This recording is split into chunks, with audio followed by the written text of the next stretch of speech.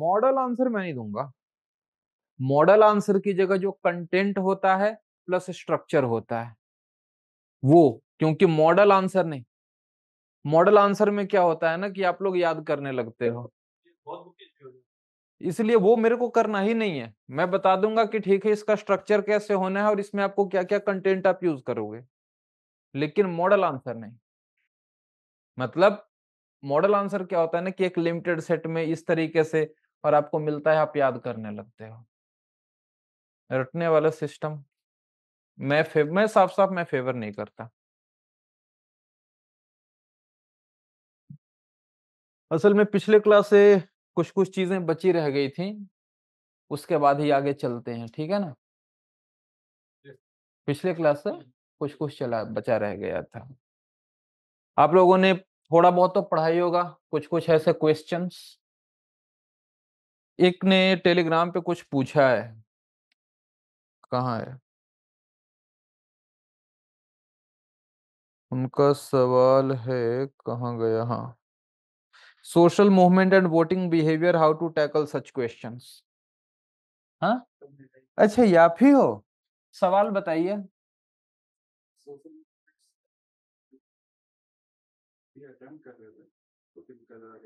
हम्म।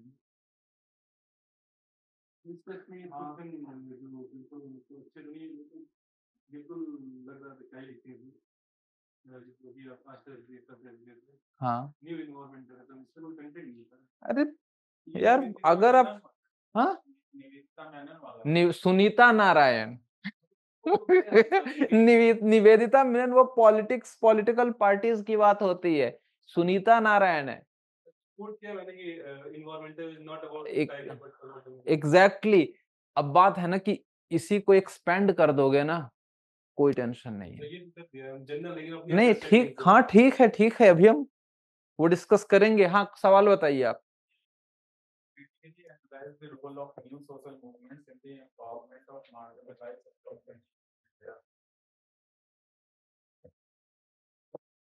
ठीक है, वैसे तो ये वाला सेगमेंट अपन अभी सेक्शन ए ही डिस्कस करते, बाद में इसके सेक्शन बी को कल डिस्कस कर लेंगे।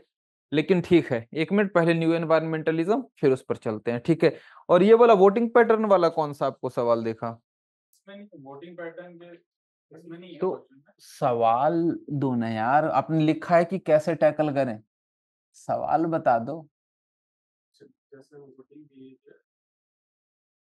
एक मिनट, एक मिनट, हाँ ठीक है कोई, मैं वही कहता हूं ना कि रात, बिकॉज एक होता है कि टॉपिक के बारे में बताना, एक होता है क्वेश्चन कैसे टैकल करना, तो सामने क्वेश्चन रहता है ना, तब उसकी स्ट्रक्चरिंग पर बात आती है, क्योंकि वोटिंग पैटर्न के regarding there can be multiple questions.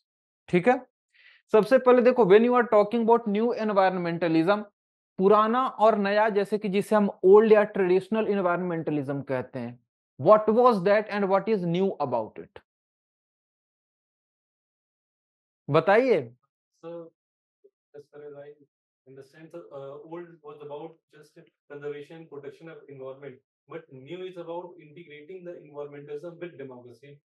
Exactly सिर्फ सिर्फ बात है सिर्फ डेमोक्रेसी नहीं।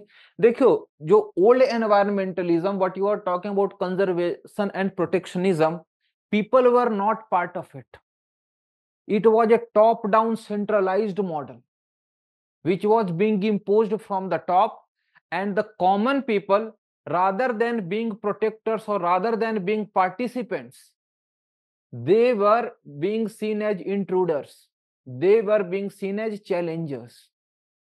ये पुराना था, उस समय इन्वायरमेंट वर्सेज डेवलपमेंट का डिबेट था, whether to go for environment और to go for development. This was the ancient, मतलब कि पुराना वाला तरीका। हाँ, लेकिन what happened now is that when you see, आपके यहां फैक्ट क्या है, एक फैक्ट है कि you are democracy, so when you are democracy it is but natural that there has to be people participation। ठीक है, you have got laws like forest rights act, you have got पेसा, ये सब क्या demand करते हैं, they demand that there has to be people participation। next thing is that you are a developing economy, but simultaneously you also have got to achieve Paris climate goals. So in such a scenario, particularly in this scenario, we cannot go for environment versus development debate. क्योंकि west में क्या हुआ है that first they achieved development and then they focused on environment. आपके यहां आप ऐसी चीजों को नहीं कर सकते. ठीक है, ये दो एस्पेक्ट्स हुए. जो तीसरा एस्पेक्ट है, जो तीसरा एस्पेक्ट है that is about traditional knowledge and method.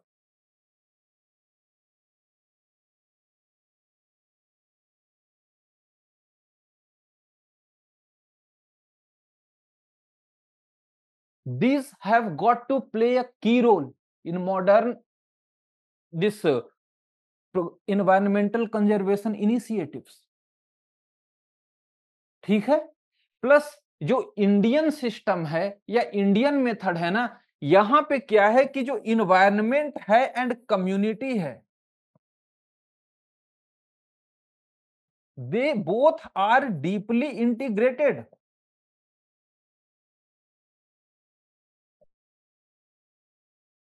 For example when we are talking about something like Chipko, तो चिपको का इनिशिएटिव वहां the concern was not about environmental protection as such the way it is understood academically, लेकिन यहां पे था since it is part of their society, part of their tradition, part of their value system. So जब situation इस तरीके का है, then how can you think of separating the two. पहली बात तो डेमोक्रेसी है तो ये कॉन्स्टिट्यूशनली रिकॉग्नाइज्ड है. If you are going to remove people away, naturally there are going to be conflicts, क्योंकि their rights have been recognized. In fact, politically also it is not viable, क्योंकि आप एक बड़े population को एलिनेट कर रहे हो. नेक्स्ट क्या है, जो डेवलपमेंट वर्सेज एनवायरमेंट का जो कंसर्न है, for a developing country like India this is simply not feasible. That you cannot have either or debate. You will have to go for this simultaneously. ठीक है, अगला क्या है कि जो ट्रेडिशनल नॉलेज एंड मेथड्स हैं, they have been central and they are central and they have in fact they have been incorporated in global agenda. That the traditional methods they have to be included, the communities that have to be included. And next is that since environment and community they are deeply integrated, so people have to be made a part. So इसीलिए जो new environmentalism का idea है वो कहता है कि जो top down centralised है उसकी जगह we have to go for bottom up and decentralised method of environmental conservation. rather than talking about development versus environment, we will have to integrate our developmental methodologies which are environmentally more sustainable. Regarding communities, we have to make them part of environmental conservation efforts. ये है और कोई थोड़े ना. Moreover when constitutionally also it has been recognised, so constitutionally also this has been mandated. So even in democracies this is the only method that is viable, क्योंकि you cannot simply alienate people. Ultimately you have to go back to the people for votes. नहीं तो ये governments के लिए सही नहीं रहेगा. यही है न्यू एनवायरमेंटलिज्म. आप जो एक लाइन बोले ना उसी को मैंने खोल के रख दिया. बस कुछ भी मैंने नया बोला, मैं every time I ask the same question, did I say anything new. बस इसी को खोलना रहता है. कंटेंट तो आप इस पर 2.5 पन्ने का लिख दो. बस अलग अलग डायमेंशन को लाना है, इंटीग्रेट करना है, बात खत्म हो गई. क्या कौन से डिस्प्यूट्स? देखो देखो बात असल में क्या है ना, तभी तो न्यू एनवायरमेंटलिज्म आया। जो ओल्ड वाला था ना, ओल्ड वाले में डिस्प्यूट था whether to go for development और to go for environmental conservation. ठीक है ना? हाँ,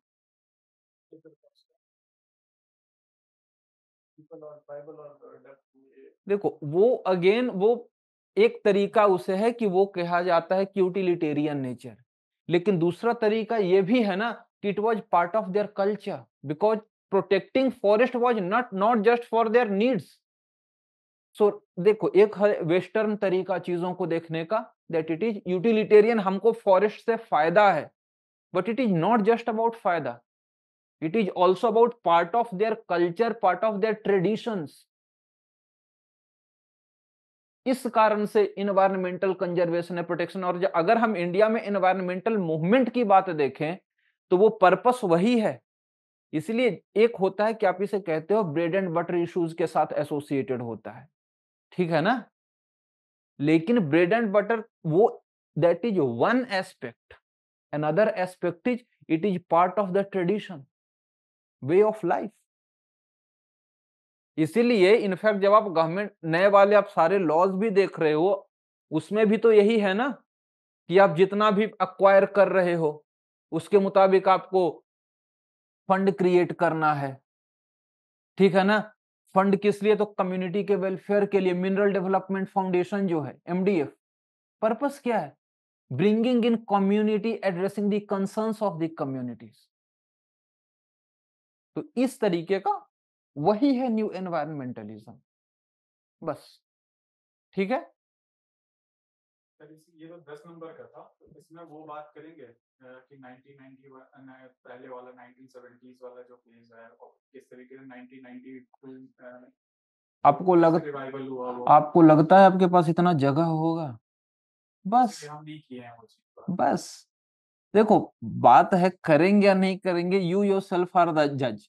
क्योंकि अगर आप कर लोगे, लिखते लिखते आपको खुद पता चल जाएगा कि यार स्पेस नहीं बचा है। तो आप जज खुद हो, ठीक है ना? सबसे पहले न्यू एनवायरमेंटलिज्म क्या है, और यहाँ पे कंटेक्स्ट एक पैराग्राफ में हम डाल देंगे, और उसके बाद फिर उसके features and how it addresses the concerns बात खत्म होगा, और उसी तरह से हम कंक्लूड कर देंगे। That's it. ठीक है? सिग्निफिकेंस ऑफ सत्याग्रह 1B, वो इसमें तो कोई दिक्कत होगी नहीं। आप लोगों ने इस सवाल को खोला तो है ना? किस किस डायमेंशन से इसे खोला है, आप बताओ। एज ए ट्रूथ फोर्स, ठीक है। और हम्म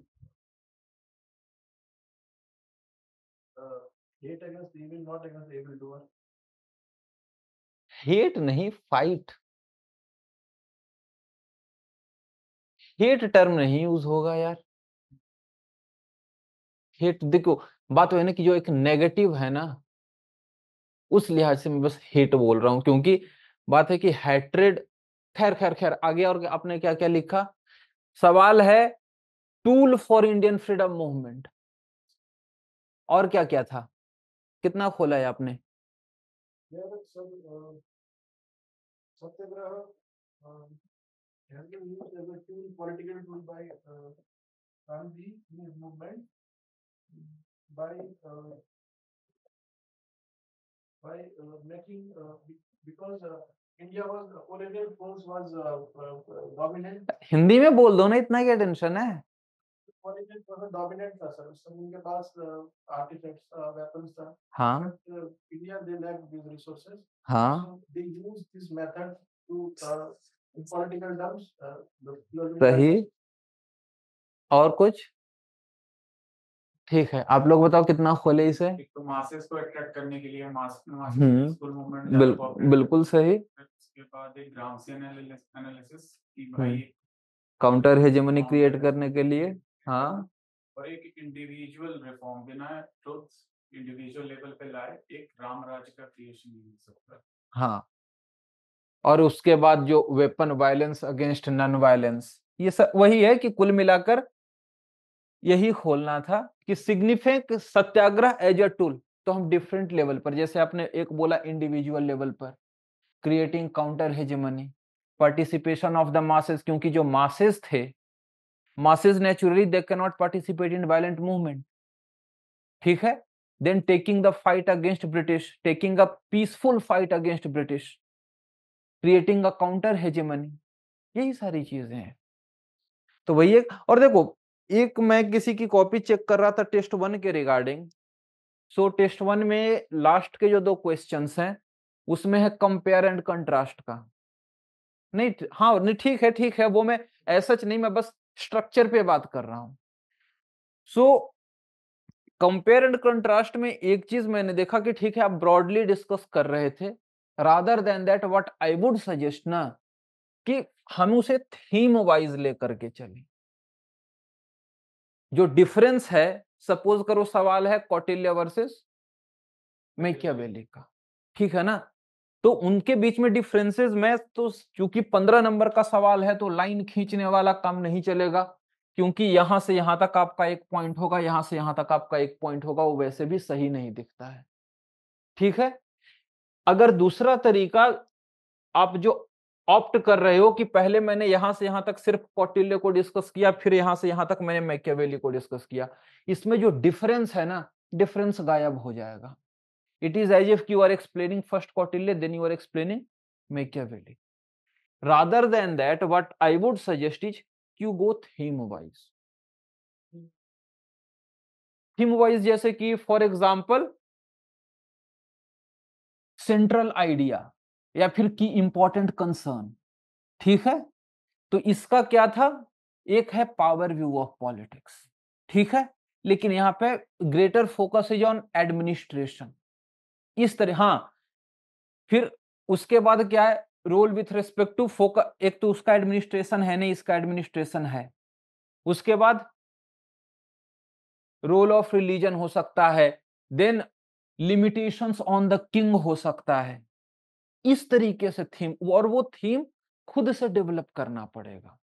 आपके आंसर में ये चीजें नहीं लिखी, आपके नोट्स में नेचुरली नहीं लिखी होंगी, बट सच आर द, ये इस तरह के थीम आपको खुद डेवलप करो, ठीक है। एक सवाल जैसे था for example feminism versus Marxism, role of state पर डिफरेंस है, ठीक है। तो इसमें एक थीम जैसे फॉर एग्जाम्पल डाल दिया सेंट्रल आइडिया, ठीक है, वो क्लास की बात करता है, ये जेंडर की बात करता है, ठीक है ना। क्लास मतलब कि perception about the state, Marxist का टोटली नेगेटिव है, but when we are looking at feminist, some are negative but बाकी बहुत सारे हैं हु आर पॉजिटिव। तो इस तरीके से मैं कह रहा हूं कि इस तरीके से, और पॉइंट वाइज थीम दिया, एक्सप्लेन किया, थीम दिया, एक्सप्लेन किया।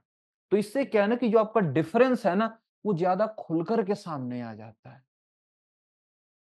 वो तो आप लिखोगे तब पता चलेगा, बट इस तरीके से चीजें ज्यादा खुलकर के सामने आती हैं। State is a theme and their views on state दोनों पहले। हाँ यस, जैसे फॉर एग्जाम्पल पहले उसमें है कंपेयर एंड कंट्रास्ट, तो एक तो सबसे पहले हो सकता है हम सब हेड दे सकते हैं सिमिलैरिटीज, ठीक है, क्योंकि कंपेयर एंड कंट्रास्ट है, दोनों की सिमिलैरिटी क्या है।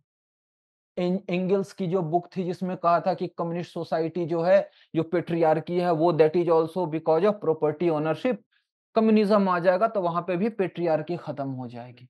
तो इस तरह की सिमिलैरिटीज है, ठीक है, लेकिन नीचे जाकर के डिफरेंसेस में फिर हम थीम वाइज, वो वही है, चीजों को बस आपके जो नोट्स हैं या आइडिया उसको डिकंस्ट्रक्ट करने का थोड़ा प्रैक्टिस चाहिए होगा, क्योंकि इसके लिए क्या है ना कि एक better understanding of content, better understanding of your notes चाहिए होता है, ठीक है।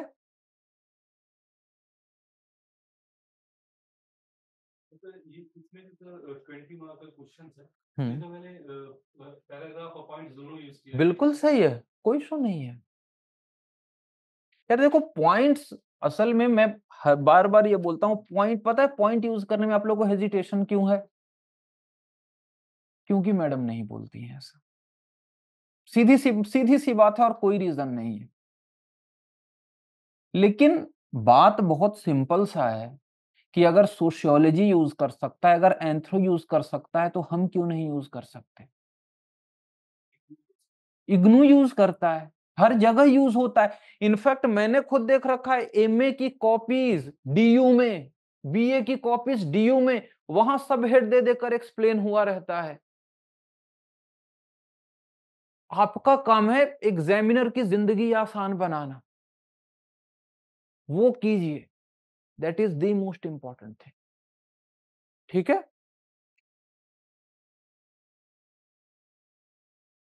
एक मिनट, इन्होंने कौन से टॉपिक के बारे में बोला था? Social movement, voting behaviour, social, अच्छा मैं वो वाला लाया नहीं।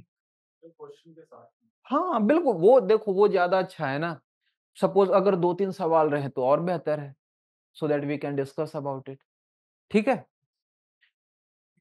कंसर्न आ रहा था उस क्वेश्चन में, लेकिन हाँ। जैसे वोटिंग बिहेवियर में तो हम्म, वही मतलब सुनी सुनाई बातें, मतलब पता है लेकिन किस तरीके से उसको जस्टिफाई करें वो नहीं पता है। रफली सवाल बताइए, थोड़ा बहुत अगर कुछ भी याद आ रहा हो, क्योंकि हाल फिलहाल का ही पढ़ा होगा ना। वाईक्यू में किस तरीके से जो आइडेंटिटी पॉलिटिक्स के अलावा हाँ वोटिंग बिहेवियर में लोगों के दूसरे भी फैक्टर्स, मतलब हाँ। आइडेंटिटी जो फैक्टर है उसका वो कम हो रहा है। अच्छा, ये तो रिसेंट का सवाल है, ये तो पुराना सवाल नहीं है। अगर सवाल मिल जाए तो दिखाइए, अदरवाइज रफली मैं डिस्कस कर लूंगा। हाँ, आइडेंटिटी प्लस पॉलिटिक्स, लेकिन उसके अलावा भी, वो तो आपके दिमाग में एक आइडिया है, और भी कई सारे फैक्टर्स हैं। ठीक है ना?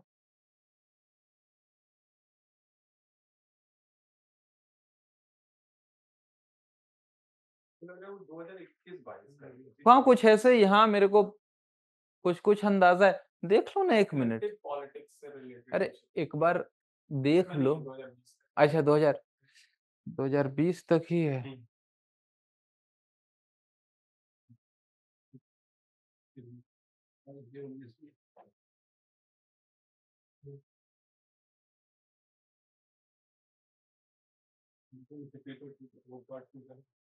हाँ तो 1B का ही रहेगा ना, सवाल भी तो 1B का ही रहेगा।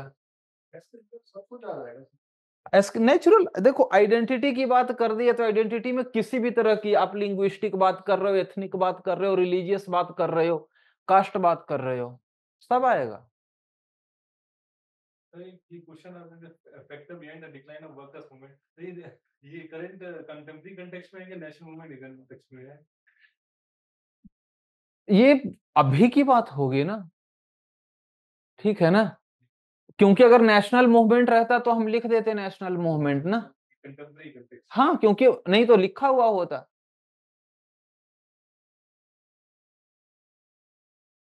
सीधी सी बात है। देखिए अपने साइड से बहुत ज्यादा दिमाग नहीं लगाना है, क्योंकि कई बार होता है ना कि हम अपने साइड से लगा देते हैं, सबसे ज्यादा नुकसान ये प्री में करता है। अपने साइड से दिमाग नहीं लगाना है। ये बिकॉज़ ये डिबेट भी थी नेशनल मूवमेंट में डिक्लाइन, हाँ इस वजह से कंफ्यूजन आता था। तो ये सब क्लियर हो गया है, जैसे कंटेम्परेरी कॉन्टेक्स्ट में लिख क्या है। हाँ, वो तो नॉर्मल, वो तो ऑब्वियस है ना। जैसे फॉर एग्जाम्पल अगर विमेन मूवमेंट की हम बात करेंगे, if we are talking about freedom movement, then naturally it will be mentioned role of women during the freedom movement. नहीं दिखा? खैर ठीक है, आप उसे दोबारा देखिएगा। लेकिन थोड़ा सा और, आप चूंकि when you are talking about identity, I just want to discuss something, okay? So you see, traditionally we know that identity has been an important marker in Indian politics, right? Whether it is caste or it is religion or it is linguistic, it has been. And mm, scholars like Rajni Kothari, they have said that these have been factors for success of Indian democracy, because in the absence of caste, class, you needed something, and he has primarily focused on the idea of caste, that the caste became the basis of mobilization. But when we look at it in recent times, what we see particularly with respect to 2014 elections,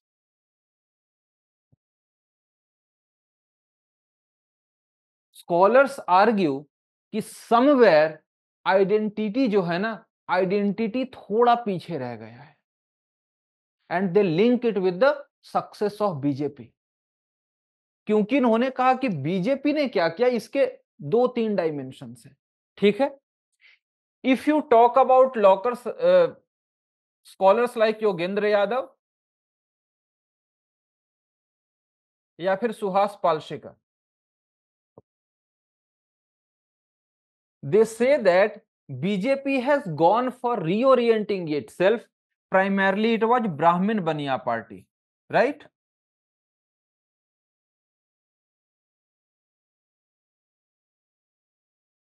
But now it has gone for bringing in some chunk of OBC voters. OBC voters plus Dalit voters. और ये जो दलित voter हैं, OBC voter और दलित voter हैं, इसमें खास बात क्या है ना कि BJP has focused on the non dominant class castes.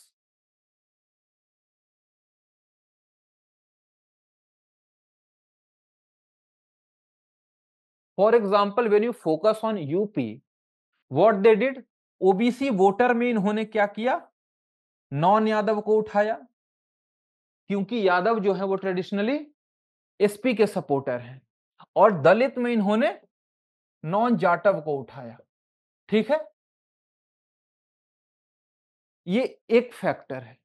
Next ये क्या कहते हैं ना कि BJP plays the politics of non dominant community.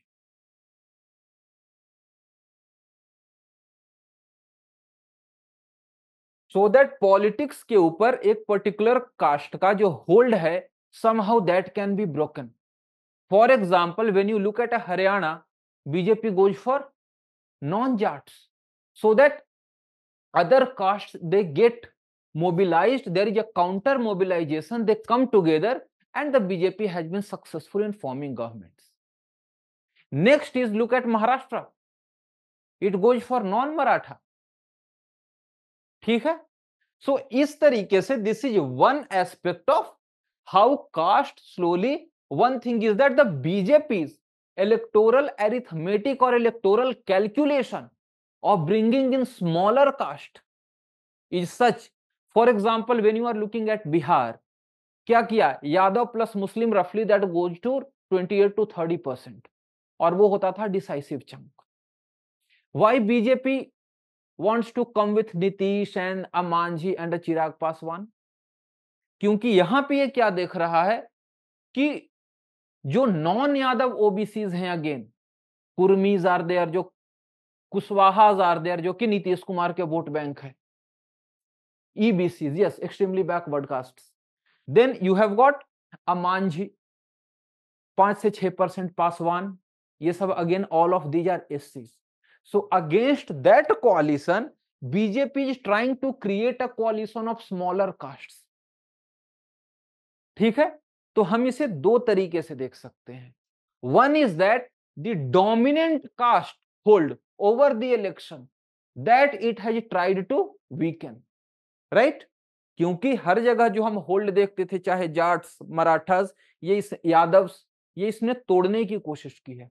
But second क्या है, caste continues to remain significant. तो आप इसे दोनों तरीके से आप एक्सप्लेन करोगे। अगर हम बात कर रहे हैं कि कास्ट को कैसे डाइल्यूट कर रहे हैं, सो जो डोमिनेंट कास्ट था, उस डोमिनेंट कास्ट को धीरे धीरे it has been reduced by the BJP because it goes for the politics of non dominant caste. But अगर हम कहेंगे next part, critical argument, that caste remains effective, why, because BJP has gone for coalition of smaller and non-dominant castes. ठीक है, that is one way of, again that is one way of looking at it. But when we look at, when we read someone like a Milan Vaishnav,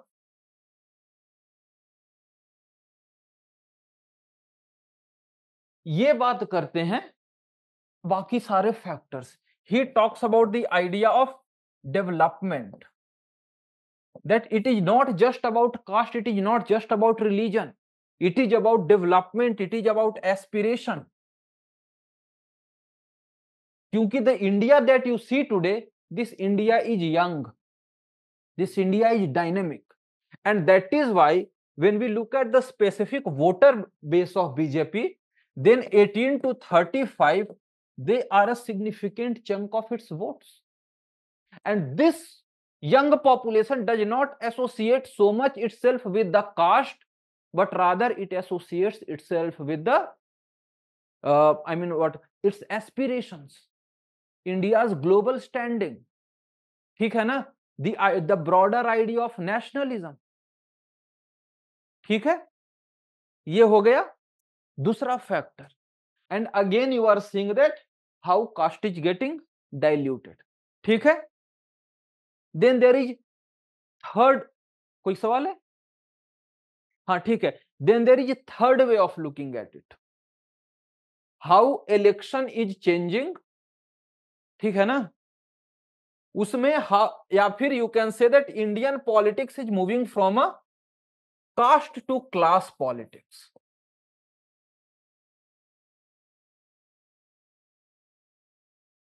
Because what has happened in recent times is that we see that there are Labharthis as vote bank, right? And when you are talking about a Labharthi is a beneficiary. He belongs to a particular class which does not have basic needs of life. This could belong to any caste, any religion, right? Next is women as voters. So when you look at a triple talaq being removed, or you are looking at women reservation, or you are looking at specific state governments going for women specific initiatives, liquor ban, yes, Bihar, या फिर लाडली लक्ष्मी या लाडली बहन योजना MP में हुआ, या फिर अभी कर्नाटका में 1000 रुपए देना है, बस का ट्रेवल फ्री है, दिल्ली में भी बस का ट्रेवल फ्री है. So when you are looking at this particular population, क्या इसका कोई कास्ट बेस्ड आइडेंटिटी है? नहीं. लेकिन हां, ये आप इसे एसोसिएट कर सकते हो एक क्लास के साथ और जेंडर के साथ. और चाहे हम क्लास की बात करें या जेंडर की बात करें, दोनों के दोनों क्या है? Disadvantaged section of the society. This is economically disadvantaged and this is socially disadvantaged section of the society. So this is another way of looking at it, कि how caste effectiveness of caste that is declining. ठीक है, एक अलग dimension, एक अगला dimension है. सो कई तरीके से इस चीज को देखने का है. पहले देख लेते हैं, फिर जितने सवाल है ना, नो इश्यूज. ठीक है, और ये बात कहा है सुहास पालशिकर ने.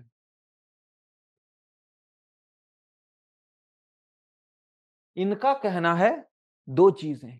एक तो है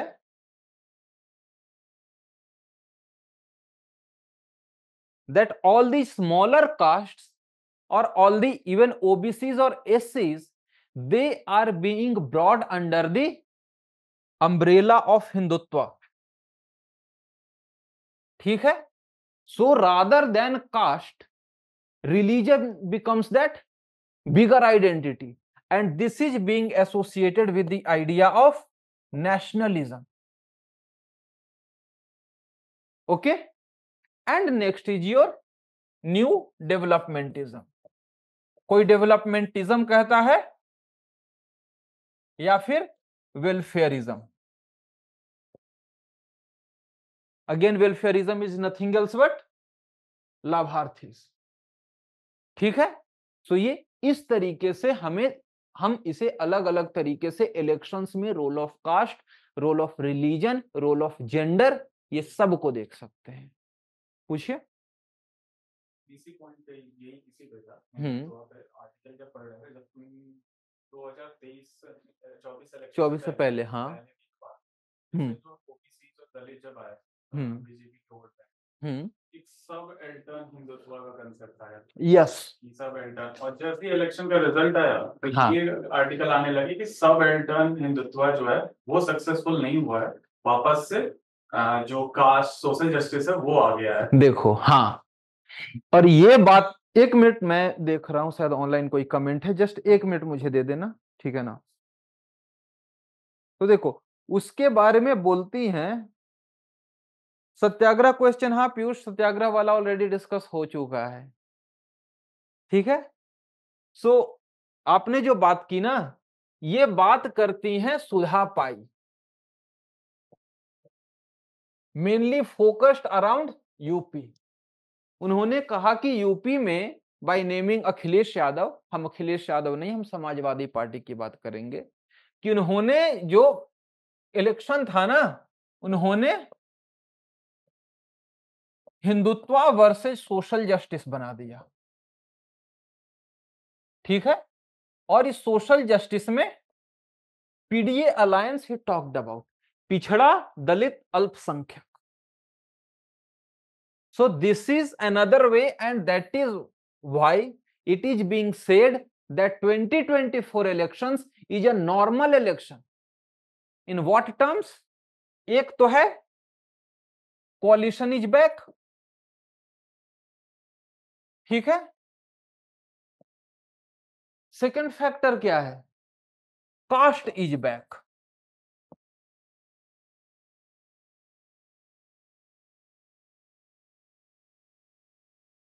ठीक है। और जब बात कॉन्स्टिट्यूशन की है, सपोज करो कॉन्स्टिट्यूशन, कॉन्स्टिट्यूशनल मोरालिटी, या फिर significance of constitution in Indian public life, वो भी क्योंकि सवाल आ सकता है, तो वहां पे आप एग्जांपल दे देना 2024 इलेक्शन का।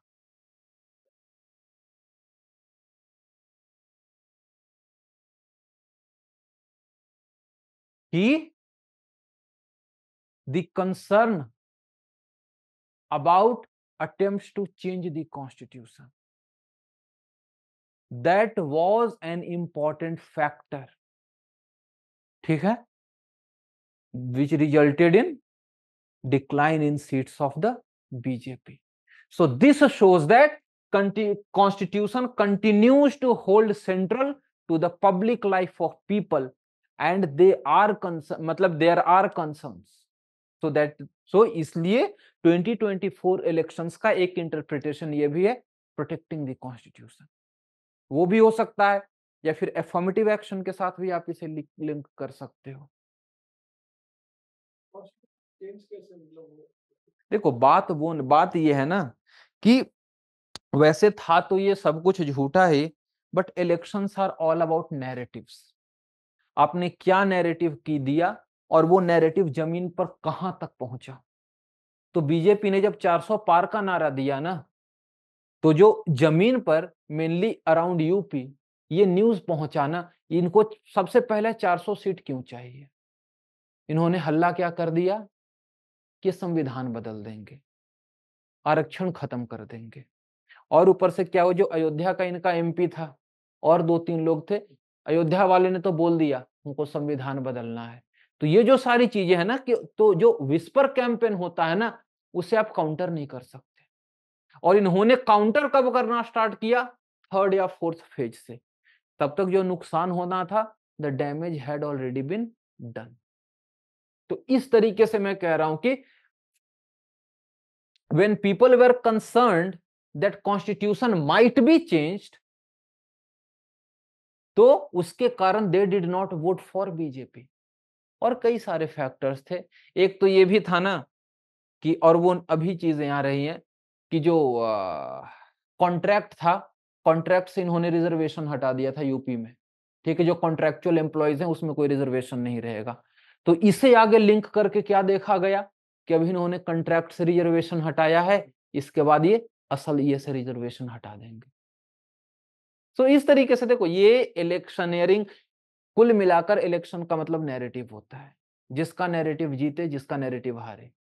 अभी देखो जैसे कांग्रेस क्या नैरेटिव दिखा रही है, हम जीत गए, जबकि सीटें उनकी कितनी है वो हर किसी को पता है, but still it is about that showing. कि पब्लिक के बीच में ये मैसेज चला जाए। और प्लस देखो बात है कि मोदी को क्या कंसीडर किया जाता था, मोदी नहीं हारेगा, इनविंसिबल है। तो इनफैक्ट दो Modi is the prime minister, but since what he said he could not achieve, so declare him that he is lost, he has lost, he is defeated. नहीं देख रहे हो कि ठीक है अयोध्या से खड़ा करवाने तो देख रहे थे, वो हार जाते, वहां से बच गए। तो ये सब पार्ट ऑफ नैरेटिव होता है और इलेक्शन इसी पर चलता है। क्या रिलेटिव डिफीट है, क्या रिलेटिव डिफीट। देखो यार, रिलेटिव डिफीट या रिलेटिव विन क्या होता है, ये तो वही है ना, consolation defeat consolation win. Election का मतलब, क्योंकि वही हर कोई बोलता है ना कि ठीक है अगर तुम जीते हो तो इस तरीके से तुम हमेशा जीतते रहो और इस तरीके से हम हमेशा हारते रहे, तुम्हें हमेशा 99 आते रहे, हमें हमेशा 240 आता रहे। क्योंकि देखो ये बात वही है ना कि ये इसी को आप जो बोल रहे हो ना, इसी को नैरेटिव कहते हैं। जब हम ग्राइम्सी और हेजेमनी की बात करते हैं, वो क्या है, एक आइडिया जिसे हर कोई एक्सेप्ट कर ले। अगर हर कोई इस आइडिया को एक्सेप्ट कर लिया कि बीजेपी तो हार गई, तो मतलब क्या है, नंबर रियलिटी चाहे जो भी हो, when we talk about this post truth, हाँ जब हम पोस्ट ट्रुथ, उसी पर मैं आ रहा था कि पोस्ट ट्रुथ का मतलब क्या है, truth, fact, data does not matter, rather than that views और opinion that is mattering more than. क्योंकि फैक्ट और डेटा क्या है, हकीकत यह है कि बीजेपी के आज अगर एलाइज छोड़कर भी चले जाएं फिर भी उसे टेंशन नहीं है, क्योंकि हार्डली 30 सीट दूर है। 30 सीट तो किसी दिन किसी टेंशन कोई दिक्कत ही नहीं है। इससे पहले ये जो बोल रहे थे 2009 में कांग्रेस की कितनी सीटें थी, 205। आप जो नंबर दे रहे हो ना, 2004 में बीजेपी और कांग्रेस के बीच में शायद सिर्फ 4 या 5 सीट का फर्क था। सो अभी उसकी बात कोई नहीं करेगा, because again it is all about, और बीजेपी इस तरीके से काउंटर नहीं करेगी, क्योंकि इसका खुद एक डिफिटिस्ट माइंडसेट आएगा। Rather than talking about the past, they will say कि प्रेजेंटली वी हैव वॉन। हाँ, पॉलिटिकल बेनिफिट भी मिलेगा कांग्रेस, मिलेगा नहीं मिलेगा, you never know it. Brand जो मोदी है उस पे अगर अटैक हुआ तो अपने बेसिस पे स्टेट में इलेक्शन नहीं जिता पाएंगे। अगेन देखो बात ये है ना, ये बीजेपी की गड़बड़िया दिक्कत तो रही है कि जो लीडर्स है ना, हालांकि उन्होंने लीडर्स डेवलप किए हैं, लेकिन उस तरीके के लीडर्स जैसे यूपी में एक योगी था, असम में हिमंता है, इस तरीके के ऑटोनमस लीडर्स जो अपने दम पर अपना आइडेंटिटी क्रिएट करें, इन्होंने नहीं होने दिया। ये इनकी एक बहुत बड़ी गलती है। जब आप पावर को सेंट्रलाइज करते हो ना, याद है ना आयरन लॉ ऑफ ओलिगार्की, चीजें कितने भी डेमोक्रेटिक हो, लास्ट में आपको एफिशिएंसी के लिए उसे सेंट्रलाइज हो ही जाता है। और फॉर एग्जांपल यूपी में क्या हुआ था, यूपी में भी एक विस्पर कैंपेन चला था, जो केजरीवाल बोल रहा था ना कि इलेक्शन के बाद ये लोग योगी को हटाने वाले हैं, वो मतलब कि विस्पर कैंपेन कभी कोई रिजेक्ट हुआ ही नहीं, इलेक्शन के बाद रिजेक्ट हो रहा है। वो अगला फैक्टर था। आप जो देख रहे थे ना कि राजपूतों या ठाकुरों का साइड हो जाना, अचानक से देखो ऐसे ही मुद्दे नहीं उठते हैं, मुद्दे को उठाए जाते हैं, मुद्दे को बनाए जाते हैं। महाराष्ट्र में देखिए जो मराठा रिजर्वेशन का डिमांड था, इलेक्शन खत्म, मुद्दा खत्म। अभी इलेक्शन आने दीजिए, फिर से आ रहा है ना महाराष्ट्र में, आप देखोगे फिर से वो मुद्दे आएंगे, बिकॉज खेल नैरेटिव का है। ठीक है, so we have seen the importance of caste, right. अब देखो बाकी थर्ड इलेक्टोरल सिस्टम, ये सब तो पहले से सब कुछ पढ़ा हुआ है यार, योगेंद्र यादव का कहा हुआ है 3 इलेक्टोरल सिस्टम। ठीक है, इसमें तो कुछ डिस्कस वगैरह बताने लग तो इसमें कुछ होगा नहीं। ठीक है, 3 इलेक्टोरल सिस्टम को या पार्टी सिस्टम कहो, हाँ तो वहीं से तो मैं पढ़ रहा हूं ना, वहीं से मैं पढ़ रहा हूं। ठीक है ना, ये विमेन वाला है ना, विमेन वाला देख लेना, बिकॉज विमेन वोटर जितना सिग्निफिकेंट हो रखा है ना, इसके पीछे के इंपॉर्टेंट फैक्टर्स क्या क्या हैं, इसके पीछे के चैलेंजेस क्या क्या हैं सिंस 1991 और अभी जा करके, उसके पीछे factors, initiatives, government plans, suggestions, वो सारी की सारी चीजें that you have to write about. ठीक है, इस तरीके के जो क्वेश्चन है, हाँ क्वेश्चन नंबर 2B, रिजर्वेशन जो हाँ the policy of reservation has become the basis for political clout of different communities. हाँ, ऐसे जो क्वेश्चंस है या तो स्किप किया जाए या फिर स्कॉलर्स के टर्म में दिया जाए या अपना व्यू। नहीं, इसे आप एक बात आप याद रखो, आपको अपना व्यू कहीं नहीं देना है। अगर आपको अपना व्यू देना भी है ना, आप स्कॉलर के थ्रू या इवेंट के थ्रू दोगे। If you are giving your own opinion, you will have to justify that with any example or event, otherwise you will have to give scholars opinion। Scholar खेलिए, क्योंकि उसके अलावा कुछ और नहीं है, and scholars they are going to remain the same. सवाल क्या है? Far from being an equaliser. पहले हम बात करेंगे affirmative action and what was its purpose, ठीक है। और उसके बाद when we are talking about play thing for political clout, कुछ नहीं है, you can talk about party demand for Patidars और डिमांड ऑफ जाट्स और demand of Marathas, because these communities they try to exert their influence so that their demands can be accepted। however it is judiciary, चाहे आप Jat reservation की बात कर लो, Maratha reservation की बात कर लो, हमेशा जुडिशियरी जिसने स्टक डाउन किया है। और इसके बाद आप बोलोगे कि फैक्टर्स क्या क्या, इसके पीछे के रीजंस क्या क्या है। एक तो है पॉलिटिकल क्लाउड, बाकी है because the challenges, because all these dominant communities they were primarily agrarian communities। तो हम क्या देख रहे हैं? एग्रीकल्चरल प्रोडक्टिविटी डिक्लाइन हो रही है, जॉब क्रिएशन की कमी है। So as a result focus इनका क्या है? जॉब क्रिएशन, गवर्नमेंट सेक्टर में ज्यादा जॉब्स के regarding. So that is why जो डिमांड फॉर रिजर्वेशन है, now it is no more a social upliftment, but rather now it is a economic gain और economic upliftment। the focus जो इनका है, because they are anyway societally they are very dominant communities। उसके बाद आप suggestion पर आ जाओगे, बात खत्म हो गई। सजेशन के साथ आप कंक्लूड करोगे, और क्या कंफ्यूजन का है इसमें?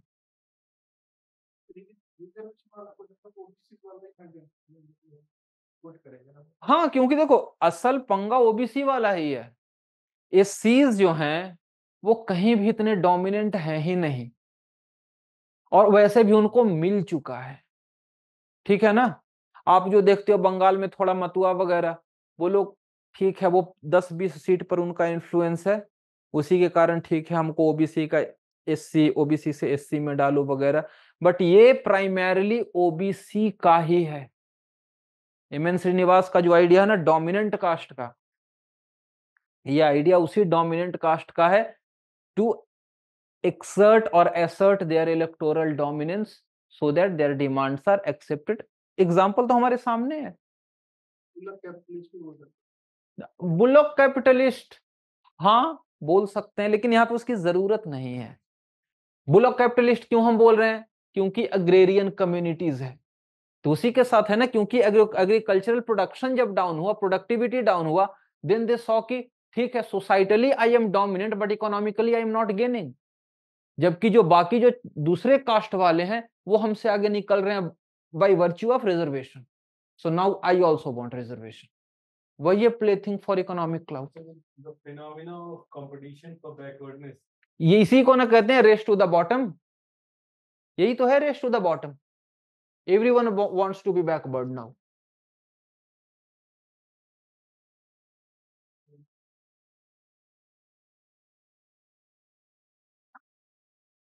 और मैं जो बातें आपको बोल रहा था ना थोड़ी देर पहले, बीजेपी का नॉन डोमिनेंट क्लास मेजॉरिटी, उसके लिए आप ये देखो मिलन वैष्णव का जो है न्यू फोर्थ पार्टी सिस्टम खोलना, वहां पे जो न्यू फोर्थ पार्टी सिस्टम है ना, यहाँ पे वही चीज उन्होंने कह रखा है कि मोबिलाइजेशन के against they go for counter mobilisation. ठीक है।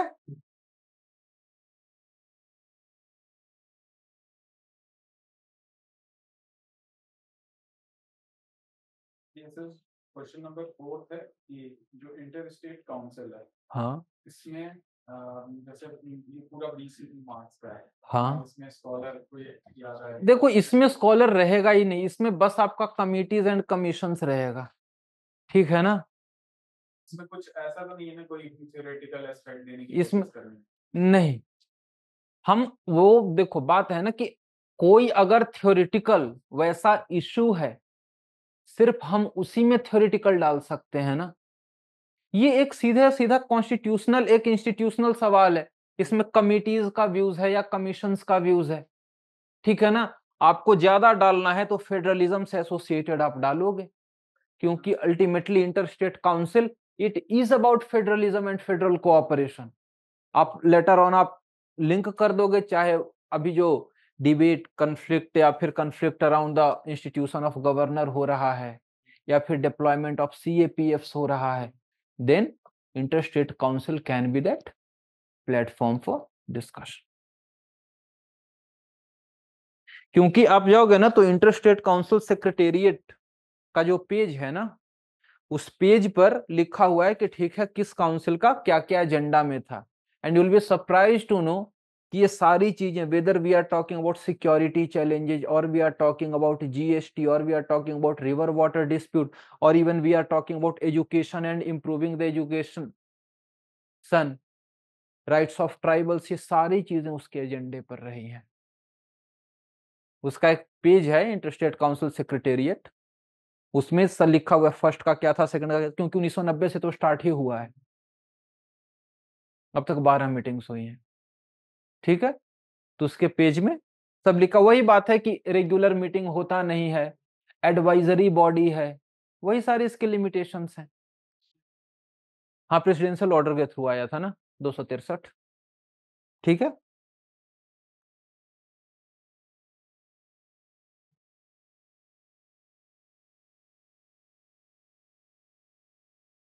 एक सवाल, पता नहीं वो सवाल मैं डालूंगा या नहीं, देखो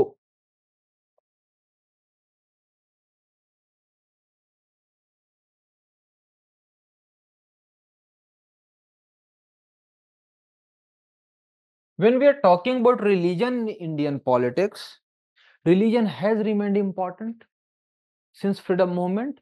Later on, the separation itself was on the basis of religion. However, religion was not that much prominent till 19 early 1980s, ठीक है। लेकिन जब हम रथ यात्रा देख रहे हैं, डिमांड फॉर क्रिएशन 89-90 से, तो that was the beginning of increasing role of religion in Indian politics.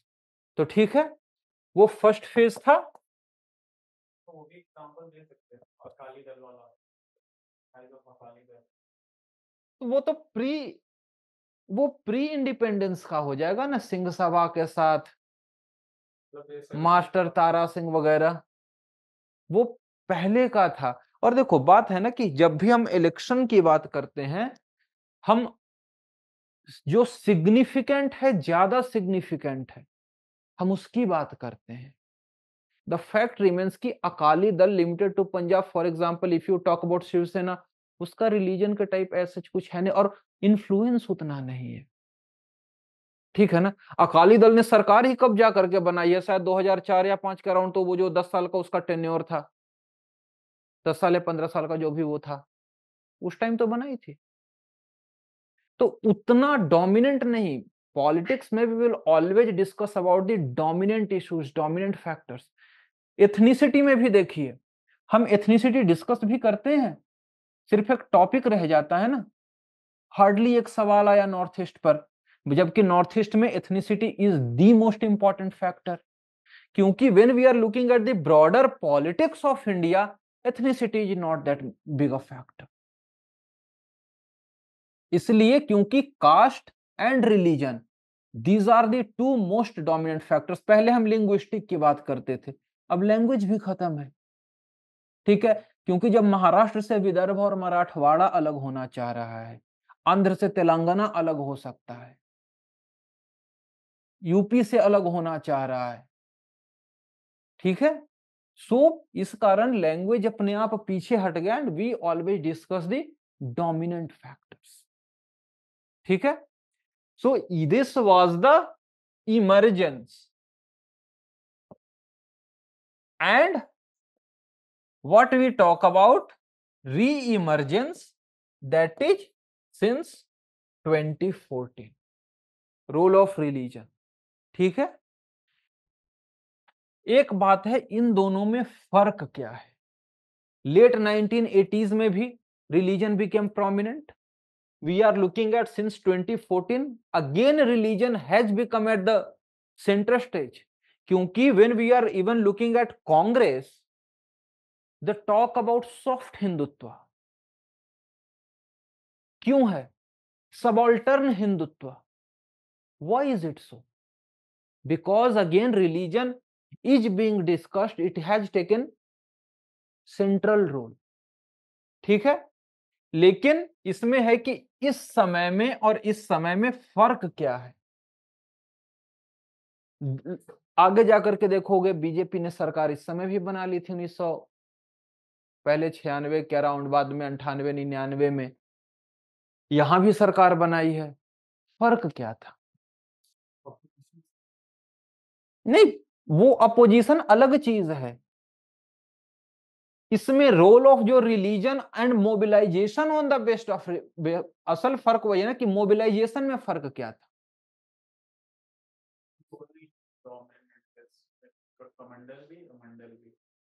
हाँ, एक तो था कि मंडल वर्सेज कमंडल था, you are right.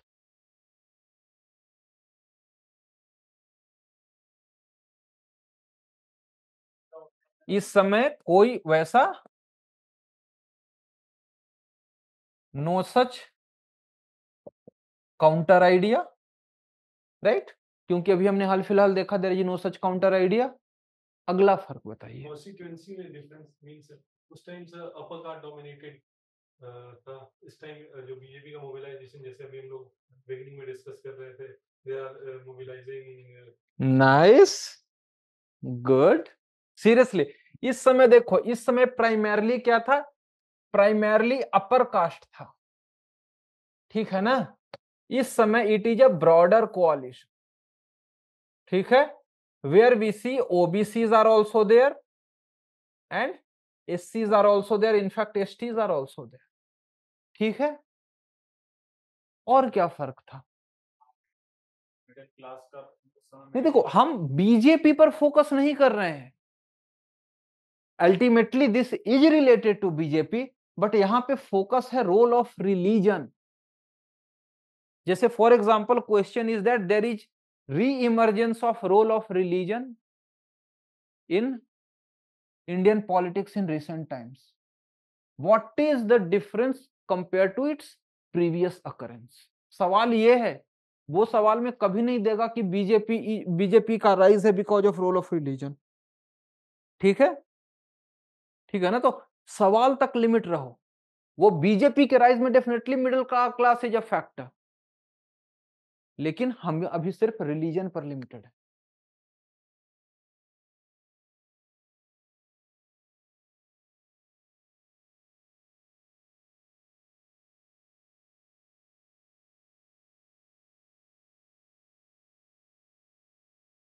Forms of soft Hinduism की बात करें, वो भी एक फिनोमेना है। देखो most are talking about religion. हाँ बिल्कुल हम बोल सकते हैं। तो वही लिंक यहां पे आ गया ना कि जब मंडल वर्सेज कमंडल था मतलब काउंटर था, यहां पे कोई काउंटर नहीं है, इसलिए जो ऑपोजिशन है ना ये भी also talking about religion and there is concept like soft Hindutva, ठीक है। यहां पे फैक्टर क्या था ना, this was associated with religiosity, ठीक है, कंस्ट्रक्शन ऑफ टेम्पल। बट इस समय जो राइज है this is under the broader umbrella of nationalism and cultural renaissance,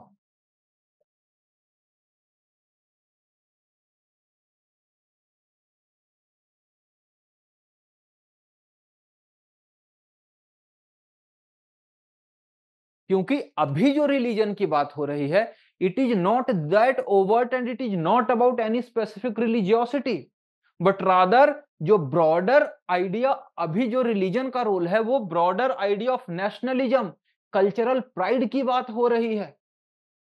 और यही रीजन है कि all these segments they are getting associated. अगला फैक्टर है, since we are talking about Mandal, Mandal में पूरा ओबीसी चंक साइड था, अभी चूंकि कोई कंपीटिंग नहीं है, so they are also coming back. ठीक है, लेकिन इसी में going forward, if you have to criticise 1980s counter to Mandal politics again against minority appeasement, बोले ऐसा? ये दोनों में ही फैक्टर है आज भी। हाँ, वो तो हमेशा से था माइनॉरिटी अपीजमेंट। एक्शन ऑफ जो कांग्रेस हाँ हाँ, ये अब वो दोनों जगह था, rejection of Congress model of secularism. ठीक है, और सपोज करो कि आपको इसे कंक्लूड करना है, तो यहां पे वो कौन सा टर्म था, इसमें आप देखोगे ये वाला नहीं, कहां गया यार, सुधा पाई वाला। हाँ, जो लास्ट पेज है ना, लास्ट पेज के ऊपर में, इसके साथ आप इसका काउंटर दे दोगे, जो सुधा पाई ने बोल रखा है ना कि it was Hindutva against social justice 2024 को, जहां पे कि वो पीडीए, पिछड़ा दलित अलायंस, पिछड़ा दलित अल्पसंख्यक, दे आर टॉकिंग अबाउट। ठीक है, एक रिसेंटली एक आर्टिकल आया हुआ था इनका, कौन है आपके sir, can be link to 2014 with rise of right और फार राइट इंटरनेशनली। देखो 2014 को आप फार राइट इंटरनेशनली के साथ कैसे लिंक करोगे? आप बाद में जब 2016, क्योंकि ट्रंप आया 2016 में, ठीक है ना, तो स्पेसिफिक पीरियड नहीं, हाँ 2016 के साथ आप एसोसिएट कर सकते हो। And this we shall be discussing अगले क्लास में ही, क्योंकि whether we talk about USA, नीचे में ब्राजील में बोल्सोनारो की बात कर रहे हो, विक्टर ऑर्बैन की बात कर रहे हो, अभी इटली में जो है जॉर्जिया मेलोनी की बात कर रहे हो, in fact when you are talking about France, तो ये आएगा ही है। ठीक है, और ये शो करता है सोसाइटी कितनी ज्यादा पोलराइज्ड है, एक एक्सट्रीम पर फार राइट है, अभी फार लेफ्ट कोalition जीता है। ठीक है, हाँ, मैं ये बोल रहा था कि ई श्रीधरन का एक आर्टिकल आया था कुछ दिन पहले, पढ़ा था? पता नहीं, शायद एक्सप्रेस में ही आया था।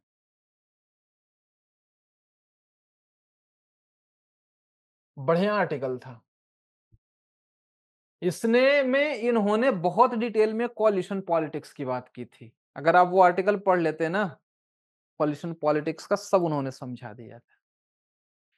He had said that internationally accepted there are 4 types of coalition politics, coalition system। ठीक है, और उसके पहले इन्होंने बताया कि when we are talking about coalition, we are not talking about the electoral coalition, but we talk about the parties who are part of the government। जो government में, सपोज करो कितनी बार होता यू सी दैट किसी party ने सरकार के बाहर से समर्थन दिया है, ठीक है, माइनॉरिटी गवर्नमेंट को, such are not calculated as part of coalition. ठीक है, और दूसरी तरफ हम ऑपोजिशन की भी बात नहीं करते। ठीक है ना, कोaliशन मींस, विलियम राइकर का है ना, क्या है कोalition इज पावर, हाँ, पावर शेयरिंग अरेंजमेंट। ठीक है ना, so when you are talking about opposition, आप तो पावर में हो ही नहीं, तो पावर शेयरिंग अरेंजमेंट का तो स्कोप वैसे भी नहीं उठता, right? So he has discussed about 4 types of coalition. सबसे पहला, और आप लोग को अच्छे से याद होगा, minimum winning कोalition, right?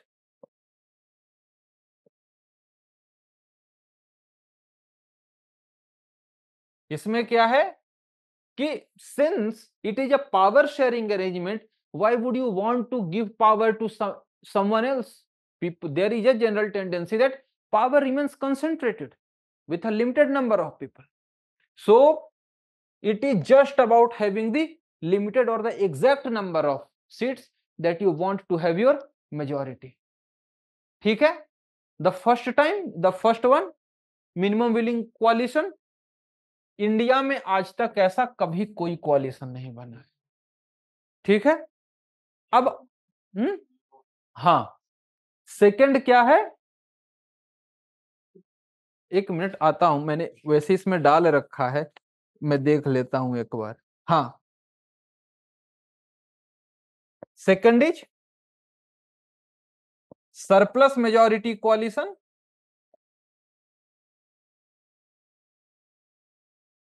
with no party having clear majority. ठीक है? फॉर एग्जाम्पल ये जो हुआ है 2024 में, आज से पहले इंडिया में इस तरह का कोalition कभी नहीं बना था. ठीक है? जहां की जो साइज है वो सरप्लस है, more than the required 272 plus, but none of the party have the required number. अकेला किसी पार्टी का 272 नहीं है. ये पहली बार है. इसके पीछे के फैक्टर्स उन्होंने बता रखे हैं. एक तो है कि प्रीपोल आपका अलायंस है. सेकंड फैक्टर क्या है? You are looking at the future की स्टेट लेवल में, स्टेट गवर्नमेंट में हमारा कोalition बनेगा. तीसरा क्या होता है कि many times you go for coalitions because वो जो छोटे छोटे वोट बैंक्स है ना स्पेसिफिक कम्युनिटीज के, वो आपको मिल जाए तो वो पार्टी इफेक्टिव नहीं है, बट उस पार्टी का जो स्पेसिफिक वोट बैंक है वो आपको एज दे देता है. जैसे आप यूपी वगैरह में देखते हो अपना दल के साथ, वैसे तो लड़ती 2 सीटों पर ही है. इस बार एक ही जीती, दूसरा नहीं जीत पाए, लेकिन इंपॉर्टेंट यही है, राजभर 1 सीट पर जीतता है, लेकिन जो आप ईस्टर्न यूपी को देख रहे हो उसका हर जगह पे छोटा छोटा अच्छा खासा नंबर बन जाता है. ठीक है? तो ये सेकंड टाइप हो गया. थर्ड वाले का ही नाम है, वैसे तो उसे सीधे का सीधा भाषा में कहते हैं ओवरसाइज्ड कोalition, लेकिन डिटेल्ड एक्सप्लेनेशन है with one party having clear majority. ठीक है? 2014-2019. ठीक है? और अगेन यहां की खास बात क्या, इसके लिए भी वही रीजंस हैं. स्टेट लेवल पर आपको अलायंस चाहिए, प्री पोल अलायंस था, या फिर स्पेसिफिक वोट्स के लिए आपको चाहिए. ठीक है? दी आर स्पेसिफिक फैक्टर्स जब ये रहता है. चौथा है माइनॉरिटी कोalition.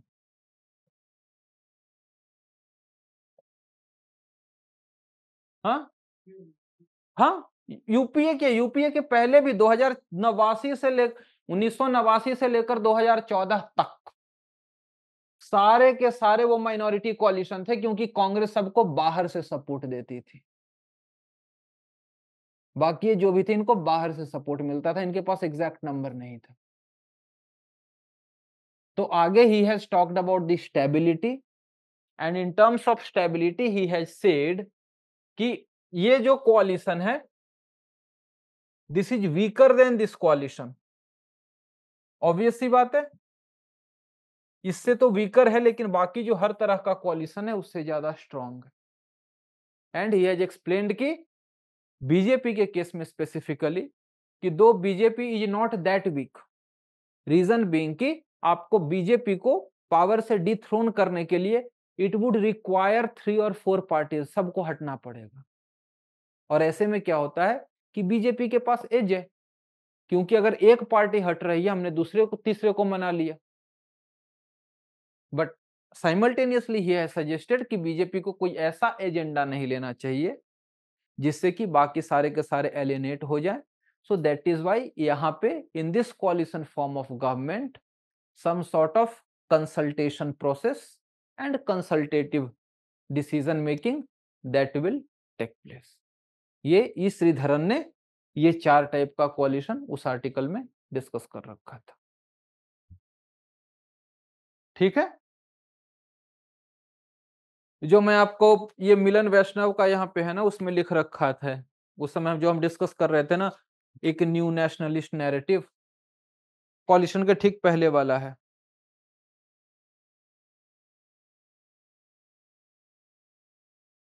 और जो आइडिया ऑफ सेकेंड रिपब्लिक है, सेकेंड रिपब्लिक के बारे में योगेंद्र यादव ने भी बोल रखा है और मिलन वैष्णव ने भी बोल रखा है, और उन्होंने कहा है 2014 के बाद कि this is era of second Republic, जो कि फर्स्ट रिपब्लिक जो नेहरू के बाद का एरा था उससे ये एरा अलग है। क्योंकि उस समय ब्रॉडली क्या था कि जो वेस्टर्न आइडिया था, वेस्टर्न डोमिनेंस था। बट यहाँ पे योगेंद्र यादव भी ये बात कह रहे हैं, सुहास पॉल शिकरी इस बात को कहते हैं कि they are not hesitant about their non English speaking, they take pride in their own regional और national identity rather than trying to ape the western idea. This is a more confident republic. उन्होंने ये बात की, ये सारी चीजें बात की हैं second republic. And then Milan Vaishnav has said that though BJP could not get majority on its own, however जो party system has not significantly changed, क्योंकि अभी तक बीजेपी एक सिस्टम डिफाइनिंग पार्टी है। हालांकि भले इसे पावर एब्सोल्यूट मेजॉरिटी नहीं मिली, however when you talk about the electoral discourse, just like in 1950s, 1960s, 1970s, it revolved around Congress, whether to get Congress or remove Congress. Similarly, अभी का narrative वही है, क्योंकि काउंटर नहीं है ना। ठीक है, लेकिन वही दूसरी तरफ एक दो थिंकर्स हैं, जैसे कि आपकी एक तो रेखा दिवाकर हो गई और केसी सूरी हो गए। वो बोलते हैं कि इलेक्टोरल डोमिनेंस को ना आप सिस्टेमिक डोमिनेंस या dominant party system do not consider, because जब कांग्रेस थी तो कांग्रेस के सामने किसी तरह का कोई कंपटीशन नहीं था, चाहे party wise, narrative wise, ideology wise, किसी तरह का कोई कंपटीशन नहीं था। But when we look at it today, BJP has got a competition. Opposition parties they are also very strong, as well as even at the state level BJP is facing significant challenges. तो ये अगला इन्होंने कहा है कि this is so, अगर सवाल ऐसा आता है कि is this the second dominant party system, तो वहां पहले आप सपोर्ट करोगे, then you will counter with this ideas, और लास्ट में आप ऐड कर दोगे कि in the 2024 elections BJP could not get the party on its own. ठीक है, moreover revival of Congress doubling its tally, as well as opposition parties they coming together forming an alliance. ठीक है, that also indicates or that creates doubts over the emergence of new party system or a second one party system. ठीक है, इस तरीके से करके we will simply conclude. क्योंकि ये वाला ज्यादा बैलेंस दिख रहा है। हाँ, क्योंकि हमारे पास उदाहरण हो गया है ना। अगर ये उदाहरण नहीं रहता ना, तो हम किस तरीके से जाते कि BJP itself is a collision, and BJP जो है वो सिर्फ बीजेपी नहीं है, it goes for NDA which is a collision of smaller parties. दूसरी चीज की हम कंपेयर करते हैं कांग्रेस और बीजेपी के सीट में, हाँ, डिफरेंस दिखता है 99-240, लेकिन हम अपोजिशन और गवर्नमेंट के बीच में कंपेयर करें, हाँ, तो 240-45 और 290, ज्यादा डिफरेंस नहीं है, हाँ, एकदम बराबर है लगभग।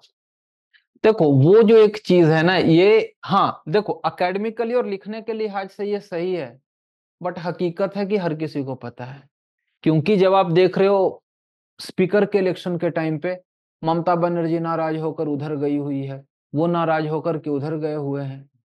क्योंकि बात वही है ना कि तुम्हारे सामने असल में 2024 का इलेक्शन क्या था ना, वो ऑपोजिशन और बहुत सारी पार्टीज के एग्जिस्टेंस का सवाल था, and that was the reason they came together. क्योंकि आपको पता है it is all about narrative, constitution बचाओ वगैरह वगैरह जो भी है, कुल मिलाकर सब कुछ तो नैरेटिव ही है ना।